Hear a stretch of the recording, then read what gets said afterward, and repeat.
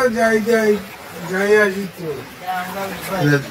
নদীর জল তো রাস্তা ক্রস করছে তো এভাবে করেই অন্য বছর এভাবে করেছে।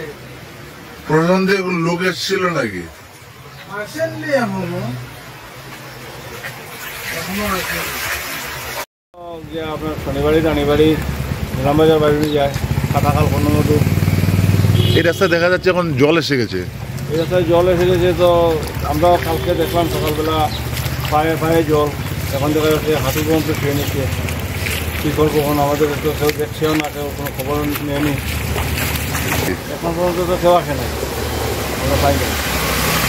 এই জল পাওয়া মানুষের অনেক ক্ষতি হতে পারে, গরু ছাগল মানুষ কীভাবে থাকবে, কোথায় থাকবে, কোনো জায়গা নেই, সবের ঘরে জল।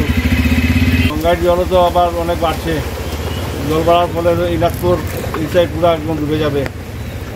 রাস্তা ক্রস করে জল যাচ্ছে, এখনই যাচ্ছে, রাস্তা ক্রস করে জল যাচ্ছে।